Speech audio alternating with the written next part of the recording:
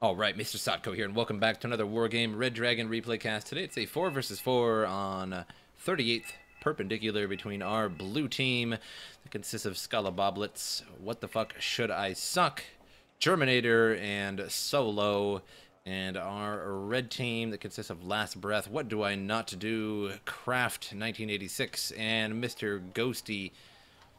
And we are going to speed this on up to the 10x mark till all the units come out, all the good stuff starts to happen, and it looks like we have a gigantic line of troops here from Last Breath, so he's just making individual troops and not bothering to really put them all together. I'm assuming he's going to make a line and just sort of charge into something. And Ghosty moving over to the right side here. Craft in the center. And not sure where What Do I Not Do is. Somewhere in the mix, I would like to imagine.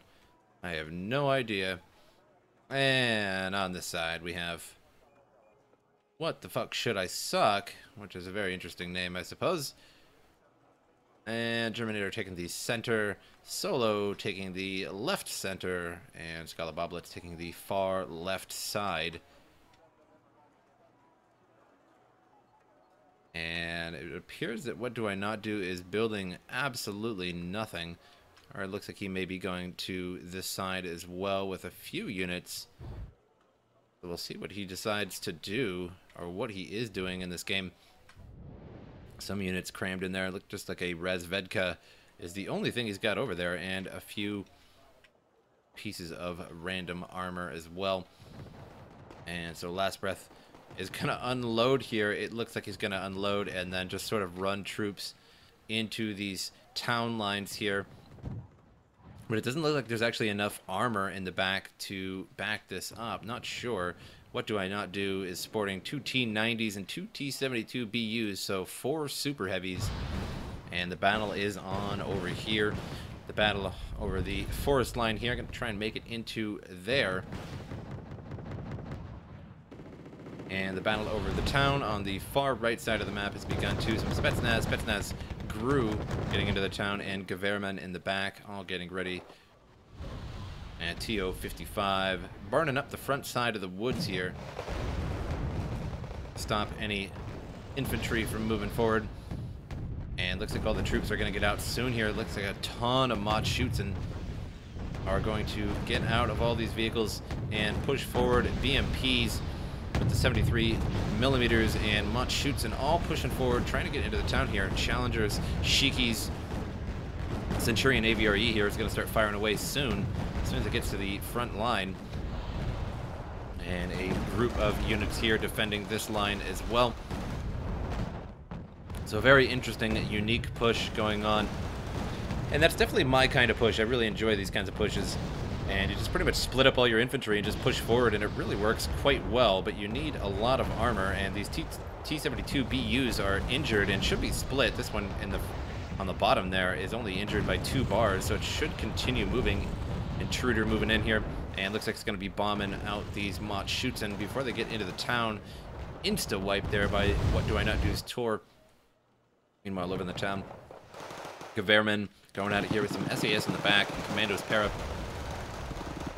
Spetsnaz doing well for now. BRDM there. Going to try and stop anything from moving to them. Couple K1s. Anything that shows up their face there is going to get blasted with the Yeel K1. T90S pretty injured as well. Both of the super heavy groups heavily injured, except for one in each super heavy group there, and I think they should be split up and then sent individually forward, as they would be of great help right now. The T63 firing away as well. The Mott-Schutzen nearly into the town. The majority of the Mott-Schutzen and all those BMPs all destroyed. And a couple Urals now being brought up here. And going to try and repair these up. Not sure if that's enough, though. 2,200 to repair these 4 super heavies. We will find out. Mott-Schutzen, 2 men left there, so the push on that side failed. There wasn't nearly as many. And the town successfully defended, along with that intruder bombing them as well. Sure didn't help. The Centurion AVR will have to back out of here soon. The Mott-Schutzen are getting pretty close.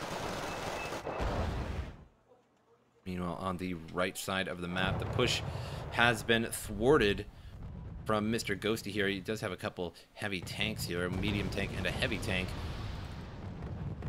But overall, all the forces have been driven out of there. And now a +1 advantage, however, for our red team.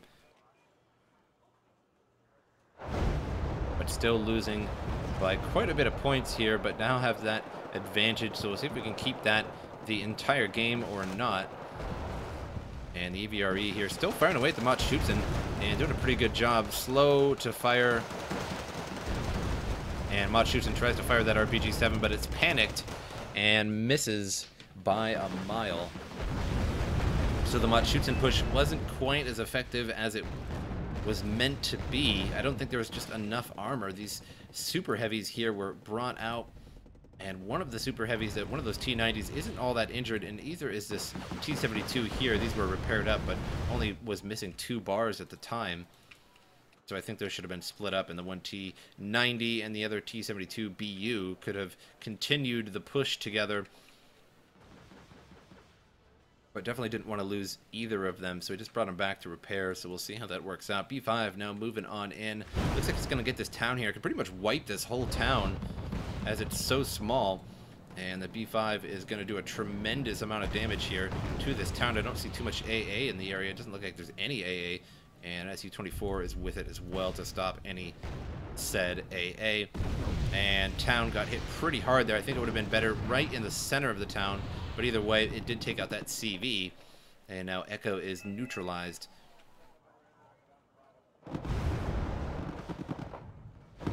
Spetsnaz and U.S. Marines going out of here in light rifles. Light rifles trying to shoot those BTRDs. Strikes the front end there, but light rifles kind of terrible overall. The only ATGM that the U.S. has in terms of infantry, that is.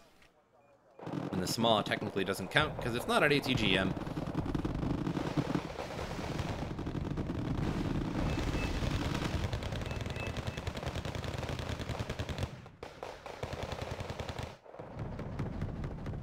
K1s have made their way from there to here and going to go after this T-64 BM.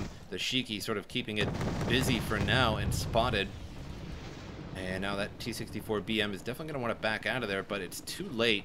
Only 1 bar of health, and the K1 finishes that off. Now Shiki's made its way all the way over to the edge here and can see everything that is moving through here. So that is definitely not good. That needs to get removed by our red team as fast as possible, as everything that they move through there is getting whacked by the Shikis. However, Shikis run out of ammunition pretty quick, so it won't last all that long. A Challenger Mark 1 moving across the open ground as well. The UAZ is vulnerable there. Echo is vulnerable as well, could easily be taken by both our red and blue team. More so our red team right now could just slap one there. The Mi-25 guarding the edge here, moving forward, and only has the 12.7 mil left, but either way, a couple Avengers moving up, and a Harrier GR7 going to be lobbing at the BU by the looks of it, and they're going to take that to the face, and the BU is lost to the Peace Pheasant, but the Peace Pheasant lost to the PU and any other various anti-air in the area. So 1 BU was lost, but the 2 T-90s remain. And 2 T-90s side by side is a pretty vicious sight. Not quite as the BU.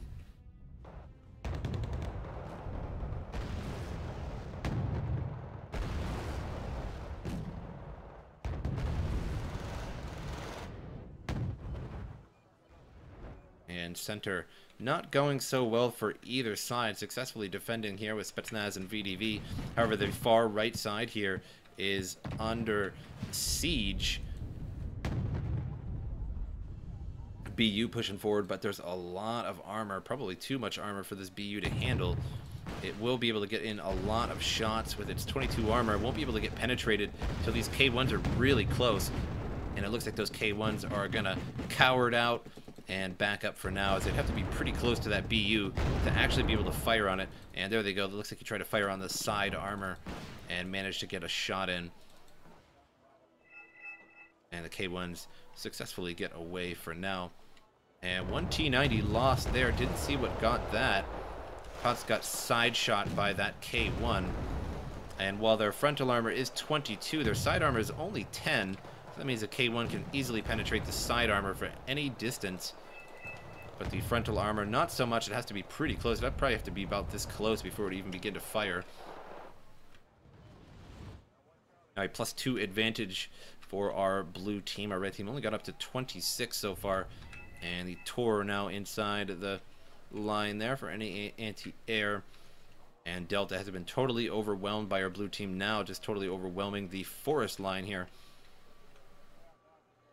And we'll hold that strong. Some SMAs in there. It looks like some Marines and or other SMAs.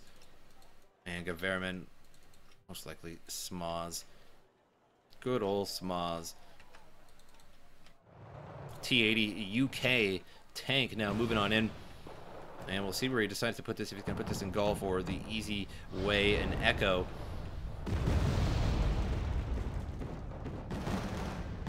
More Mott-Shooten have been released and are pushing into the town. And should be able to hold this town with these, as they could spread out all around there, and the BMPs can clean up the mess of the incoming troops as well. And a large push incoming from our blue team as well. And not too much going on the left side here. No flanks really attempting some recon, and that's about it. And what the fuck should I suck with a question mark? Surrenders. And with the interesting name. I wonder if that's related to what do I not do. Who knows? And so he left. Not sure why he left. Perhaps just got disconnected in some way, shape, or form. But that just gives our other blue team members more stuff to build and a little bit of faster income. Not too much when there's 4 players, but either way. So they will have that now. LRM fires on some of these troops here. And looks like it's going to get a couple kills, but nothing too great there. And Mott-Shooten are now in the town. However, getting shot at by the STRF and the K1s from far away. So they're pretty vulnerable here. Really no town to fall back on to stay safe in the inner town. So basically just have to eat a bunch of shots. And I don't see any more heavy armor in the area. The T-80 UK is still going. And I wonder where he's going to decide to put this. Perhaps in the woodline here. And no, it looks like it's going to go in the corner, as he doesn't quite know what's in that woodline yet. So it's probably the best bet. And an M1 Abrams moving on in. Interesting. You don't see those too often. I actually used to be a big fan of just the M1 Abrams because they're really nice to just sort of spam a couple and take out troops and any old troop carriers and stuff. But I don't really use them so much anymore. I use my love-hate relationship between my M8 AGS. Maybe one day I should put the old M1 Abrams back in my deck. Who knows? It just doesn't have the AP power, only 13 AP power, and that almost kind of doesn't make sense to me because the M1 Abrams is a pretty good tank. I don't think it really deserves to only have 13 AP power. And now that is the original M1 Abrams, so nothing too crazy about it, but even still. T-80 UK nearly taken out. And dual Tomcats in the air here. And lately I've actually been experimenting. You get 2 Tomcats in a deck, and they start off as trained with 40% accuracy on their Phoenix missiles, the 12,600 range ones. And I actually tried, because you can get just one of them, and you can make one elite instead of getting 2 trained ones. And I think I've been actually liking that. I tried that lately, and I think I actually like it a little bit better. They're 24% more accurate than the trained ones, meaning they have quite a bit more accuracy, obviously, 24% more. So those Phoenix missiles actually come in handy, and they don't miss nearly as often with the one elite one. But I'm not sure. I'm still sort of experimenting with it. I actually just changed that today and was trying it in a couple games, and I really liked it. But we'll have to see how that works and see if it works consistently for me. And if it doesn't, I'll just have to go back to 2, because if you lose it, then you're sort of shit out of luck. And you don't have any more ASF unless you have another ASF block or something in your deck as well. Which I do not. As I like to keep a deck pretty diverse. I like a diverse air power. One bomber, one napalm, one air to ground, one ASF kind of thing. For any situation type deal. +2 advantage for our blue team still. And Echo is neutralized on both sides. Attackcom all the way up there. And standing out in the middle of nowhere. I probably should get them in the wood line there, but if they move, then they lose that advantage for a moment. But wouldn't be too bad. I think it would be worth it to put them in there. Intruder coming in.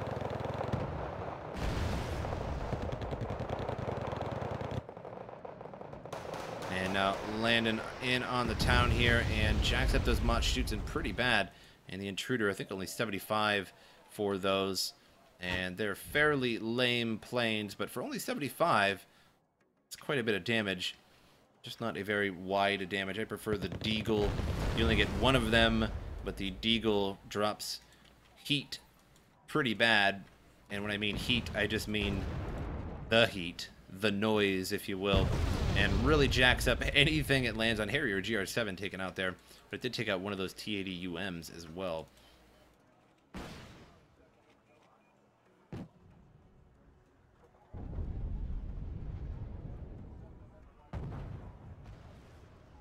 Macro Tal in a little bit of trouble here. T-62 going to get it eventually.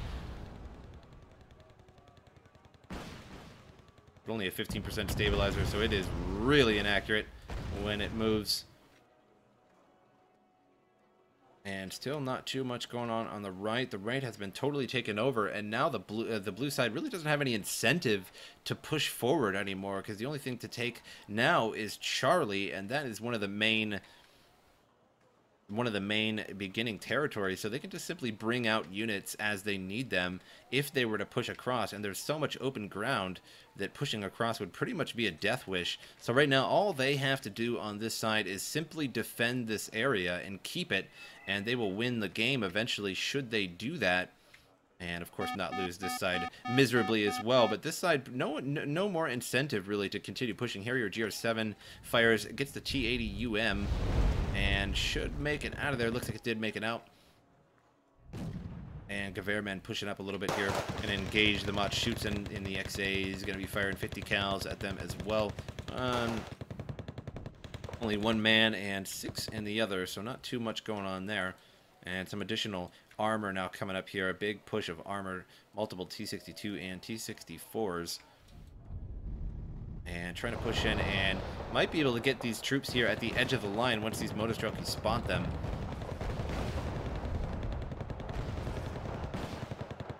And we have multiple K1s here pushing across the line, and gonna back that T-62 up for now,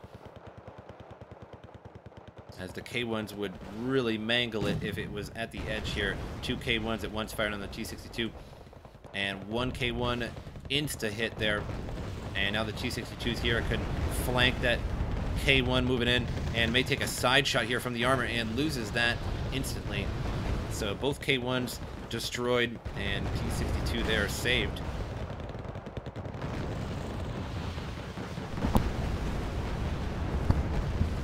And Motostrelki still trying to get into the forest line there, but might not make it here. The K1 firing on him.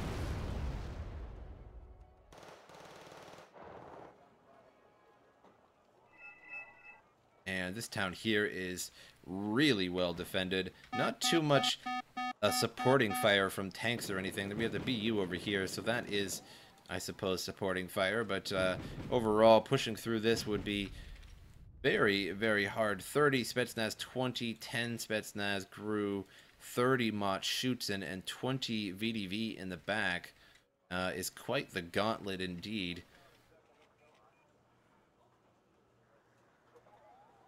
And coming a couple BMP-3s here, trying to move into the line, but the SMAWs right here, if they can get into position, could pretty much insta-whack those BMPs there as they're coming in.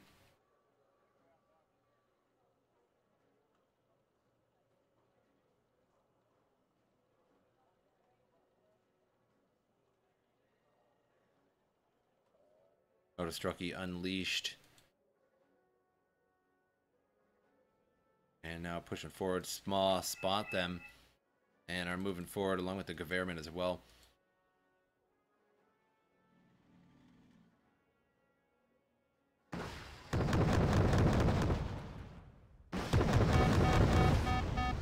Smoz making it to the line there. And now firing away at the Motorstroke and or the BMPs.